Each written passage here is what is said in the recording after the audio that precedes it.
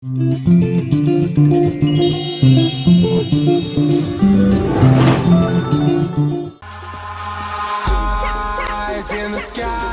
ما شاء الله علينا تحسوا اننا شعب رومانسي بطبعه. تمشي تلاقي الشباب ماشيه اتنينات اتنينات، قلوب وورد ودباديب واغاني رومانسيه وافلام رومانسيه، وده ان دل يدل اننا بنحب بعض قوي. وعندنا بدل الفالنتاين اتنين. يا ترى بقى لو نزلنا سالنا الناس ما هو الحب هيقولوا ايه؟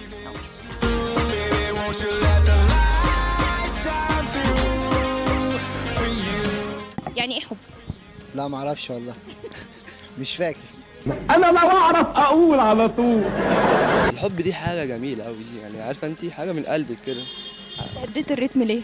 كأب كأم، لكن كولد وبنت ده ما لهاش لازمه دلوقتي حاليا. تيجي تكلمي كده تحسي عارفه الكلام بيطلع بالعافيه كده وتبقي سخنه كده، فاهمه؟ انت سخنان انا مولع يخرب بيت حبك. ما هو ابوك وامك حبوا بعض برضه.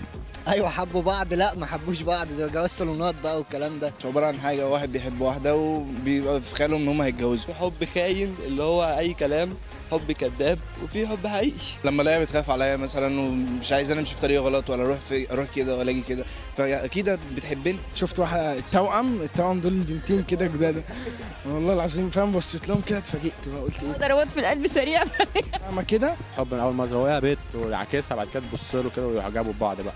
واحد حب واحده قعدوا مع بعض، شبح ده. لا ده اسمه شقط. احس ان انا عايز الشخص ده فاخده ايه بلطجه ايه؟ حاسه ان انا هطلع مطوم. ثقة، انبساط، راحة.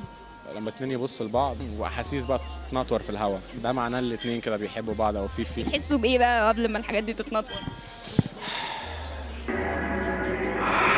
مش لما الفالنتاين بقى وحب ودباديب مين يا مين فالنتين ايه؟ فالنتاين ده ايه يا روح النونه؟ حب كأم وأب، لكن كولد بقى وبنت والكلام ده وفالنتاين والشغل ده ما. انت عشان عامل بورم كده ان شاء الله هتقع على بوزك قريب. لما تيجي توصف دموع الستات، توصف دموع الستات بايه مثلا؟ بالزلط. ولا أي حاجة، ما لهمش دموع أصلا. تزعل ليه هي؟ لا تزعل على مزاجها. ما انت اللي زعلتها. لا انا زعلتها، اثبتي اللي انا زعلتها. ايه اللي حصل عشان ازعلها؟ بقى لو حبيبتك لقيتها بتعيط بسببك مثلا، لو انت زعلتها مثلا بيبقى ايه تصرفك معاك؟ محدش بينجرح قوي. يعيط قوي لما بيتجرح قوي. لا هو حصل كتير الصراحة. تعمل ايه بقى؟ عادي بسيبها بتعيط؟ طب ليه كده؟ كده. ما هو بصي يعني لما الواحد بيعيط بيرتاح. عيطي يا اختي. عيطي يا اختي. كده صالحها، يعني اخدها حضن، اقول لها معلش يا قمر، معلش يا عسل، حضن تاني برضه، نتك على موضوع الحضن ده جدا. تولع انا مالي. تعيط، انا ما قلتلاش حاجة عشان تعيط، مثلا عيطت مني او عيطت من حد تاني ماليش دعوة. تعيط كده وتزعل عادي؟ تولع. لكن واحد صاحبتي سابتني وعادي، يعني ما تولع، يجي غيرها مشيت واحدة تيجي مليون. وانا انت فاكرها بقى هنخ بقى وهتعيط بقى تدمع لي دم، معلش يا حبيبتي معلش وعيط، انا لا مفيش الكلام ده. تعيط يعني؟ لا الصراحه لا. ما بحسش، انا بفهمها تتحرق برضه، فاهمه؟ انا ماليش دعوه بيها، بس انا اهم حاجه افهمها اتبسط. لما بتعيط ديت بيبقى حاجة من جوه، هي بتعيط يعني، هي في حاجة مضايقاها، في حد مزعلها كده. دموع تماسيح يعني زي ما بيقولوا. لا تماسيح ايه ده؟ التماسيح في البحر. بتعيط؟ من جوه. جوه اللي هو ازاي؟ طب انا اعرف منين انت بتعيط من جوه؟ بتعيط، ما هي كده كده بتعتذر، يعني انت بتسيبوها غير لما بتعتذر؟ طب نخلي الحوار ده بعد ما نخلص.